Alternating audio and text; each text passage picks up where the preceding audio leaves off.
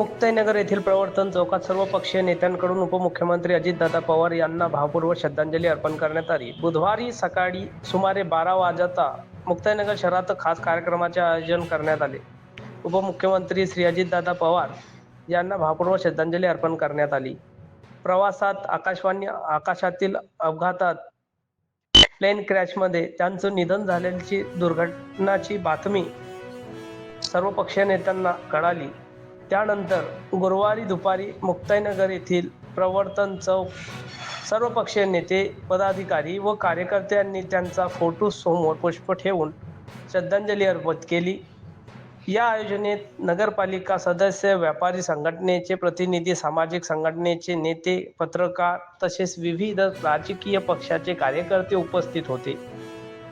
सर्वांच्या उपस्थितीत उपमुख्यमंत्री यांना योगदानाची, राजकीय कार्याची आणि त्यांच्या मानवतावादी विचारांची वृत्तीची आठवण करून देण्यात आली।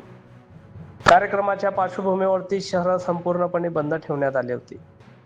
दुकानदारांनी आपले दुकान सुद्धा बंद ठेवले होते, ज्यामुळे या दुःखद प्रसंगाला शांत आणि व्यवस्थित वातावरणातून सकारात्मक श्रद्धांजली देण्यात येईल।